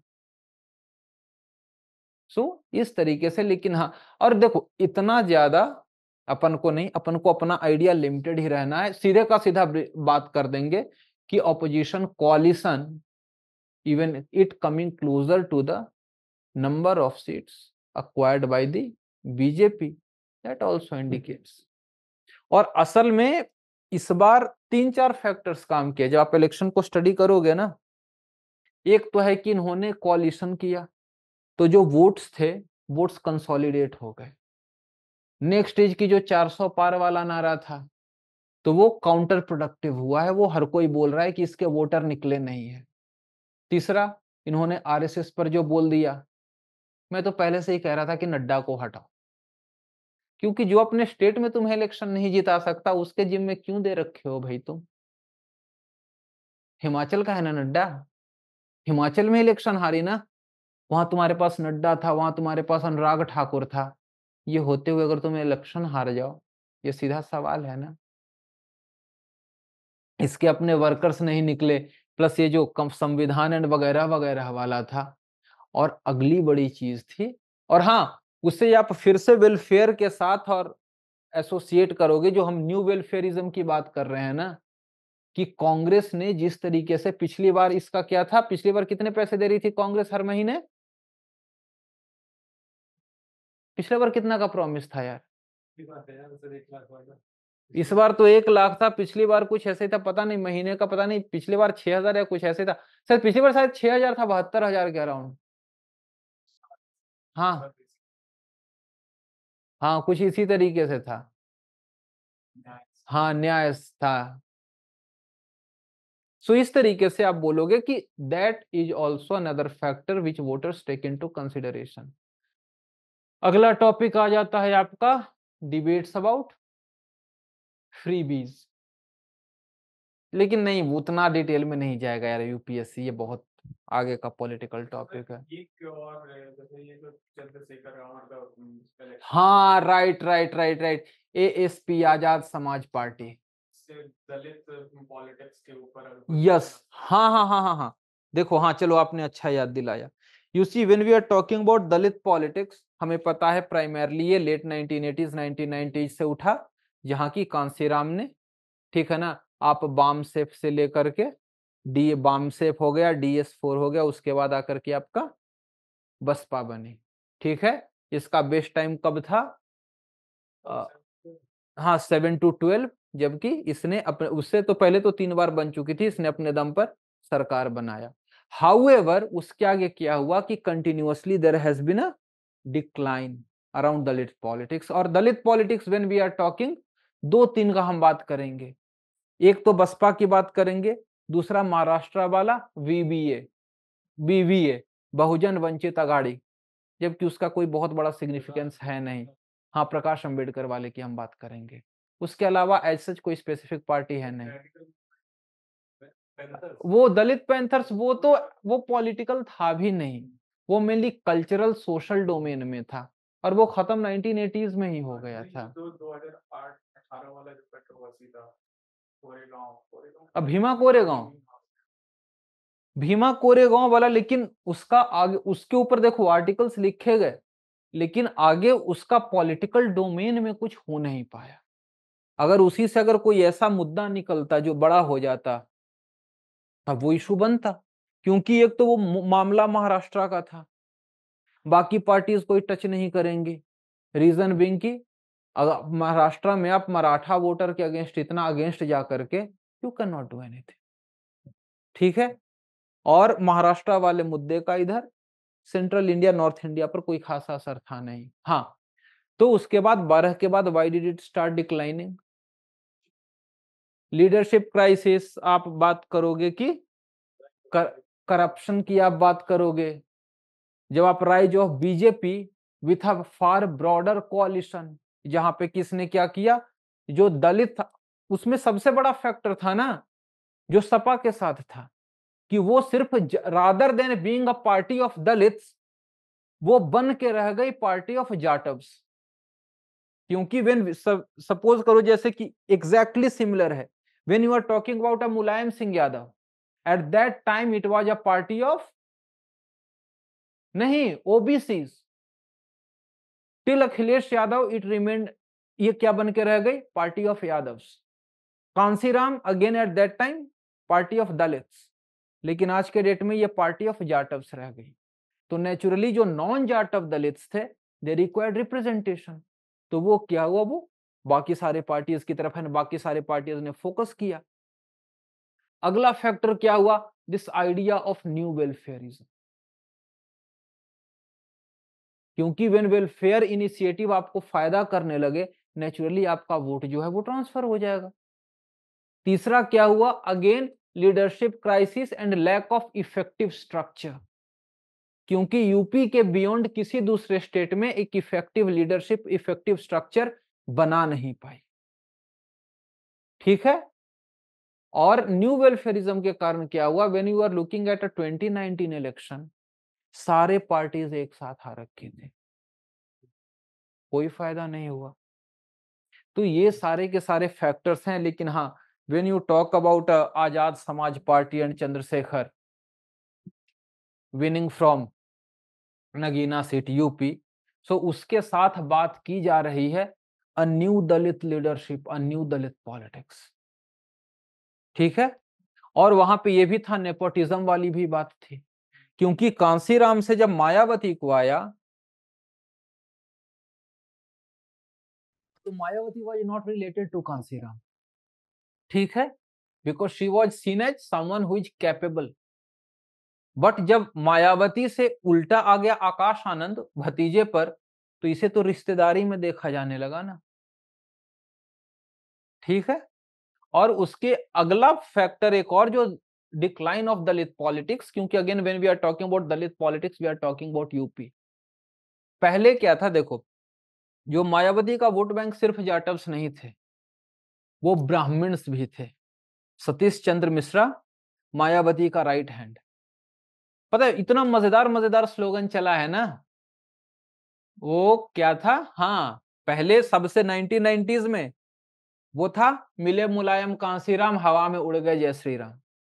ठीक है, उससे DS4 के टाइम पे क्या था, क्या था, ठाकुर ब्राह्मण बनिया चोर बाकी सारे DS4। ठीक है, लालू का स्लोगन था भूरा बाल साफ करो। भूरा बाल मतलब चारों कास्ट था, भू से भूमिहार, रा से राजपूत, बा से ब्राह्मण और ला से लाला। ठीक है, तो ये इस तरह के स्लोगन्स चले थे।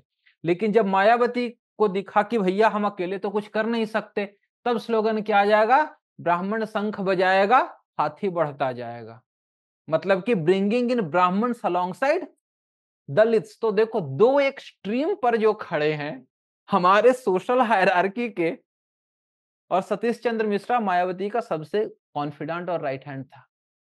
तो वो एक बहुत बड़ा फैक्टर था। और अगला फैक्टर क्या था, क्योंकि बीजेपी कमजोर थी। ठीक है ना, तो बीजेपी तो जो आपका अपर कास्ट था वो चला गया, तो ये वाला लिंकेज हुआ। और जब बीजेपी मजबूत हुई तो इसका जो अपर कास्ट का वोट था वो इसके पास वापस आया, प्लस जो नॉन जाटव दलित्स थे वो आ गए, नॉन यादव ओबीसी थे वो आ गए। Next is your new welfarism, जो ये लाभार्थी एक नई कॉन्स्टिट्यूएंसी डेवलप हो गई। This idea of nationalism, spirit of nationalism, national identity, cultural renaissance, ये सारे फैक्टर्स रहे जिसके कारण कि आप देखें कि दलित पॉलिटिक्स का सिग्निफिकेंट डिक्लाइन हुआ। लेकिन रिसेंट टाइम में हमने देखा है कि देयर आर टॉक्स अबाउट, लेकिन क्या रहता है, कब तक रहता है, क्योंकि देखो गुजरात में भी जब जिग्नेश मेवानी था उसके बारे में बड़ी बड़ी बातें हुई, लेकिन ये चंद्रशेखर तो वैसे ठीक ठाक समय से एक्टिव है। और चूंकि यूपी की जमीन इस पॉलिटिक्स के लिए भी बहुत ज्यादा फर्टाइल है, लेकिन इसके सामने दिक्कत भी है, क्योंकि अभी जो है ना, सपा की नजर भी दलित वोट पर है, नेचुरली बीजेपी की नजर भी दलित वोट पर है। देखो कांग्रेस का हकीकत बताऊं, कांग्रेस भले ही 99 सीट जीत गई ना, कांग्रेस का आज के डेट में भी कोई अस्तित्व नहीं है। आप वो जो यूपी का जीत अपना जीत कह रही है ना, वो उसकी जीत नहीं है, वो जीत समाजवादी पार्टी की है।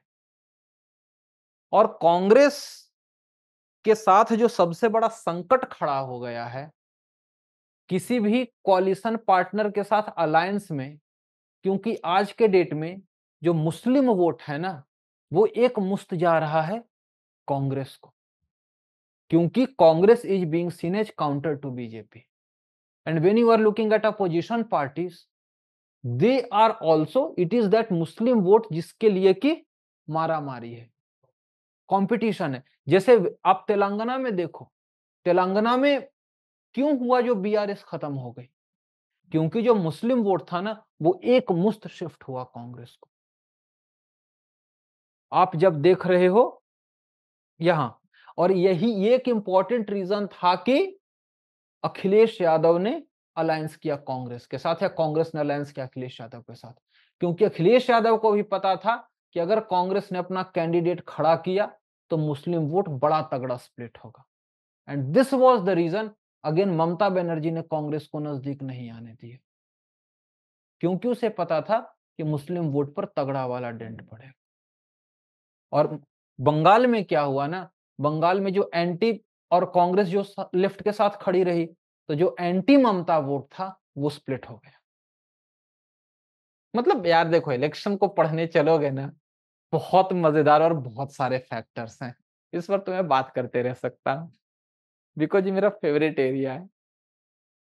हाँ, और बताइए किस बारे में बात करनी है?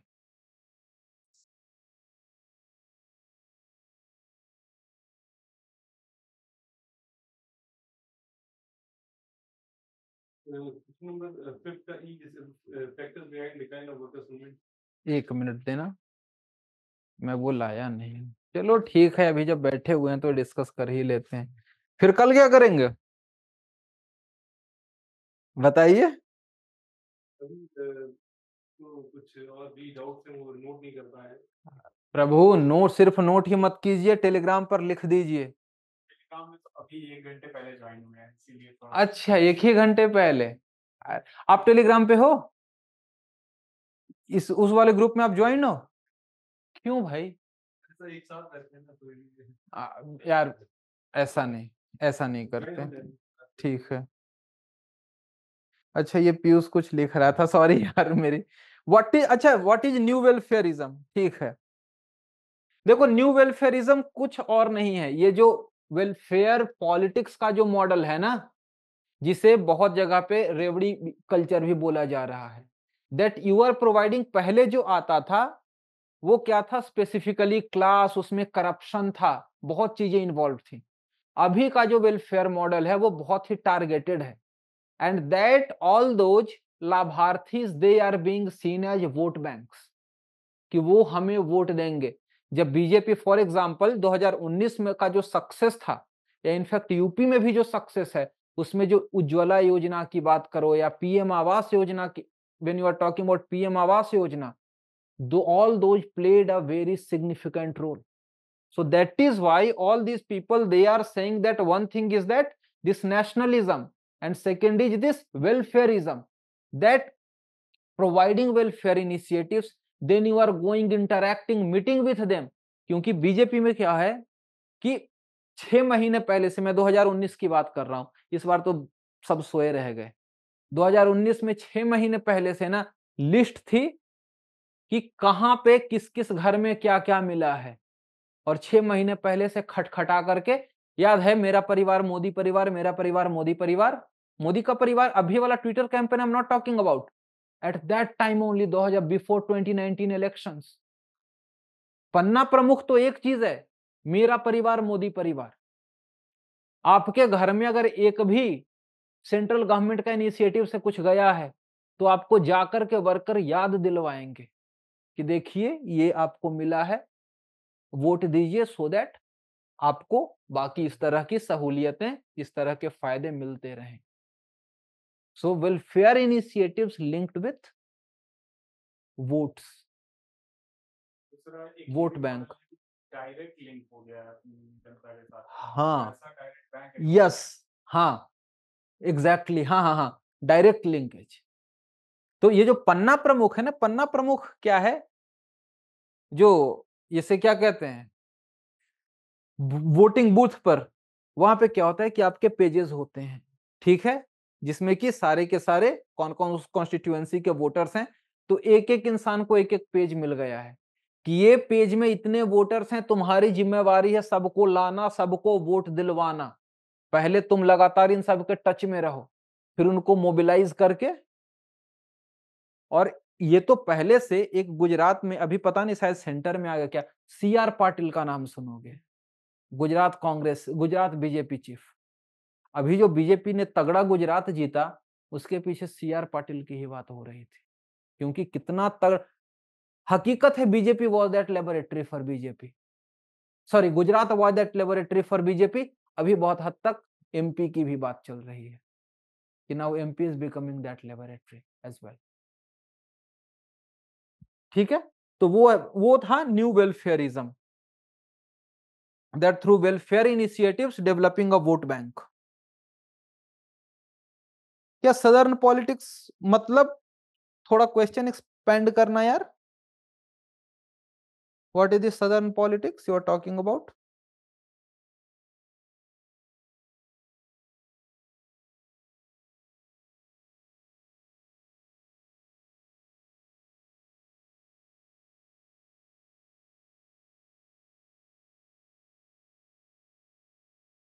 आप लोग खुद बताओ क्या क्या फैक्टर्स हैं।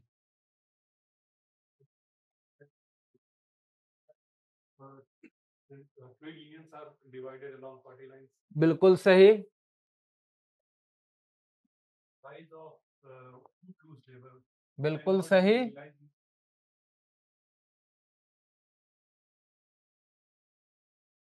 Communist Party of India, who is leaving the politics of class and picking up the politics of caste and religion.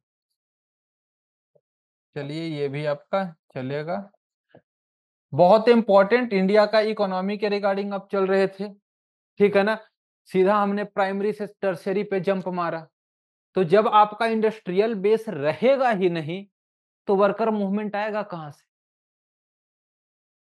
सीधी सी बात है, जब आपका इंडस्ट्रियल ये है ही नहीं, तो कहां से आएगा? सीधी सी बात है, यही सारे फैक्टर्स हैं, और क्या फैक्टर रहेगा? Then you can also talk about lack of sufficient knowledge and awareness regarding the politics. सबसे बड़ा फैक्टर तो यही है, trade unions, they are not autonomous, but rather they are appendages of the political parties. So rather than talking about the interest of the workers, they take the side of respective political party. For example, जब अभी labour laws change हुए, आपने किसी तरीके का कुछ protest भी देखा? एग्जैक्टली और मोस्टली जो वर्कर्स हैं, ये हैं भी तो ये PSU के साथ एसोसिएटेड हैं। सो अगेन रेस्ट्रिक्शन लग जाता है गवर्नमेंट लॉज का, ठीक है। तो अगली बात है कि वर्कर्स मूवमेंट या वर्कर्स मूवमेंट होगा when there are numerically very strong, but thing is that they are not numerically very strong as well as they are also geographically divided.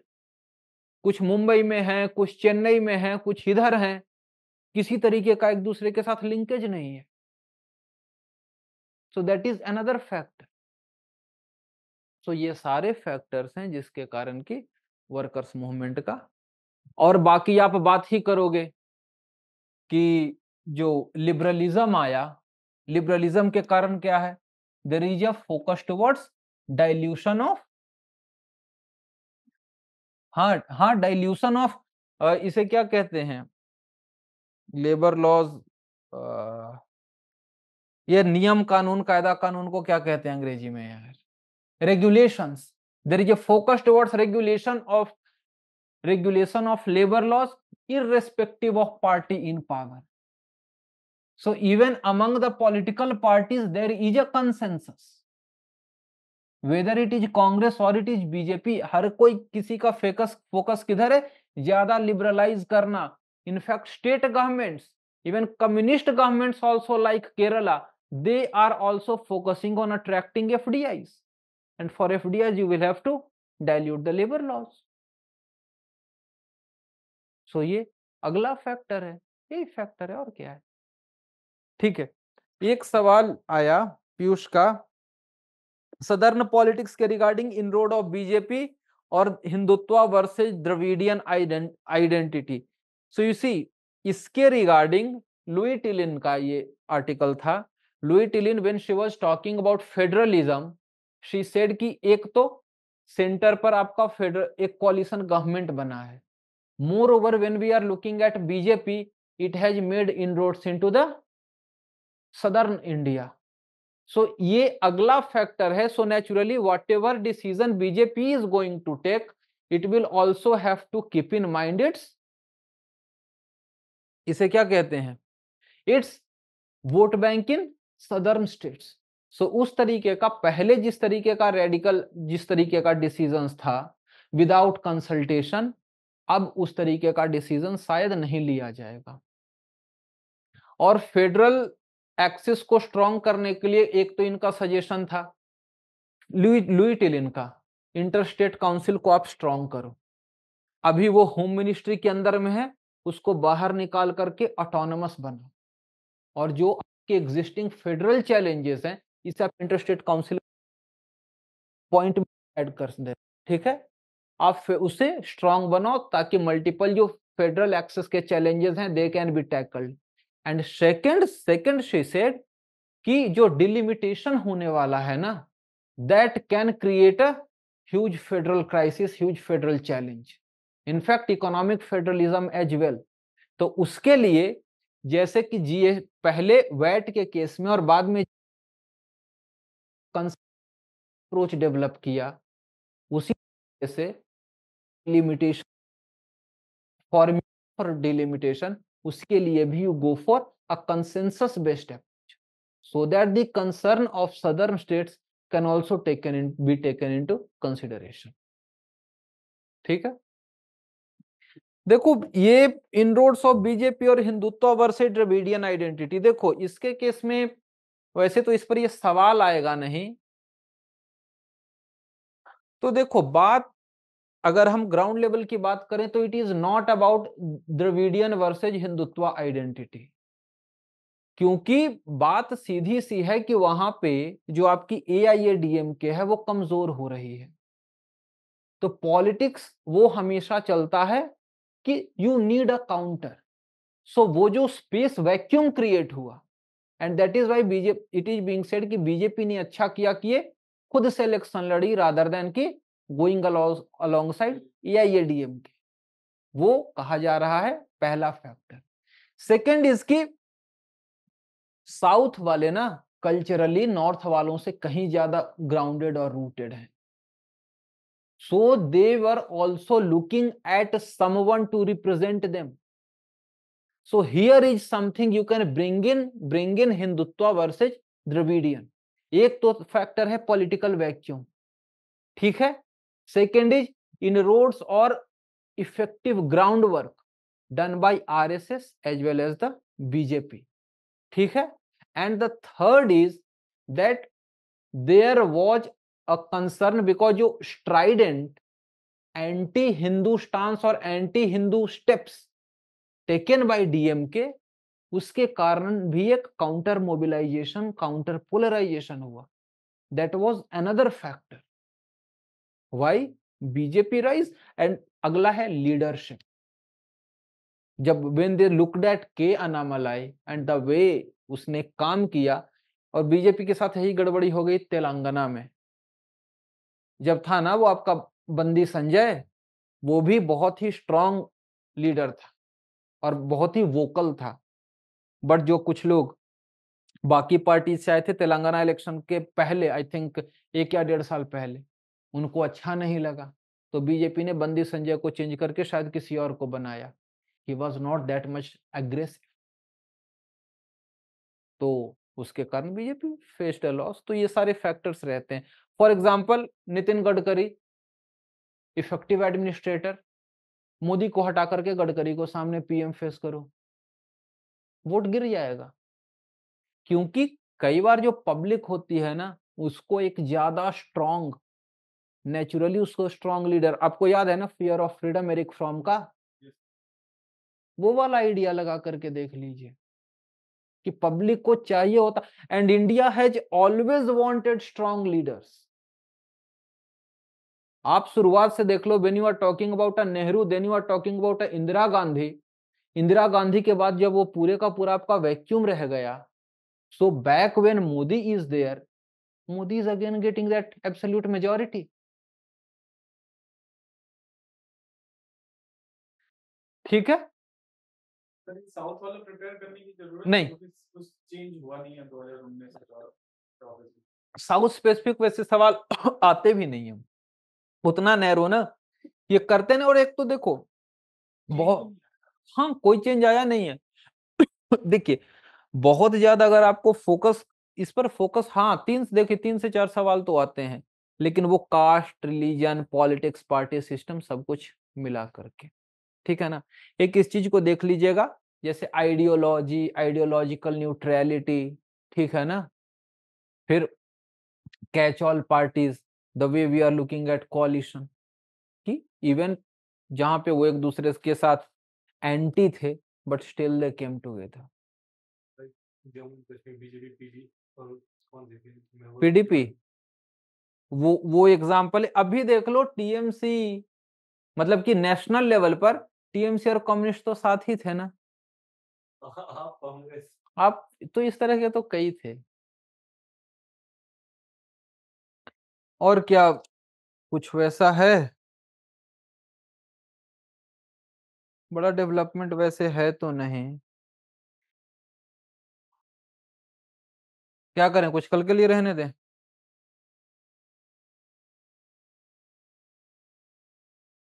देखो आप लोग, स्ट्रक्चर तो कॉपी चेक होने के बाद होगी। हाँ बिल्कुल बिल्कुल बिल्कुल, वो असल में वो देखने के बाद ही तो असल बातचीत होगी ना। बिकॉज अभी हम सब कुछ थियोरिटिकल डिस्कस कर रहे हैं, ऐसे हो, ऐसे कर देंगे, वैसे कर देंगे, लेकिन जब उसे कॉपी पर लिखते हैं ना, बहुत सारे बाहर के आइडियाज आते हैं, सेंट्रल आइडियाज छूट जाते हैं। उसके बाद आप दोनों ने आपने जमा किया? भैया 2 सवाल सिर्फ बचा हुआ था, कल पूरा दिन 2 भी नहीं लिखा। जय बजरंग, तो पिछला वाला बिना 2 सवाल लिखे ही जमा करना है।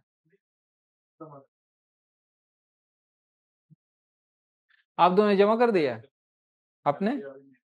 अभी मतलब बचा हुआ 3 घंटे में पूरा नहीं हो पाया था, आज ही लिख रहे थे। अच्छा खाली नहीं था, तो हम फिर अच्छा फोरम में गए, अच्छा वहां बैठ के लिख रहे थे, तो वही 2.5 घंटे में लिखा। अच्छा। यहाँ पे कितने बजे आ पाए थे जो खाली नहीं था? स्लॉट खाली, ये क्या मजाक है? आई थिंक वो वाला हॉल तो पूरा खाली था। 2:30 से वहां तो बोला कि वो स्लॉट खाली नहीं है, अरे फोरम में चलेगा। अरे पता नहीं यार, अब यहाँ से फोरम जाते जाते भी तो आपको टाइम लगा होगा, ई रिक्शा नहीं पकड़ा कर तो पैदल पैदल। फोरम वही वाला ना? अच्छा करोल बाग में भी सेंटर है, अच्छा ठीक है, okay okay okay okay okay okay. नहीं ठीक है, कोई इशू नहीं। लेकिन देख यार, उससे पहले पहले पेपर को कंप्लीट करते, चीजें पता तो चले पहले। क्योंकि पता चला आपने 4 टेस्ट लिख दिया, फिर मुझे गलतियां, अगर आप चारों टेस्ट एक साथ डाल रहे हो, बहुत ज्यादा फायदा नहीं है ना। क्योंकि आप पहले टेस्ट में जो गलतियां दिखी वो दूसरे में चेक हो गया, तीसरे में हो गया कि ठीक है चीजें सही हो रही हैं या नहीं। अगर आप चारों एक साथ दे दोगे, मैं तो चारों आपको लौटा दूंगा चेक करके, लेकिन उसे इंप्लीमेंट करने का मौका कब रहेगा? Because it is not just about getting those marks, it is about implementing the improvements. Import focus उसी पे है ना, बस। ठीक जाकर देखता हूँ आपकी कॉपी, अभी जाऊंगा ना, देखता हूँ आपकी कॉपी। और तो कुछ ऐसा होगा नहीं। चलिए सभा समाप्त करते हैं।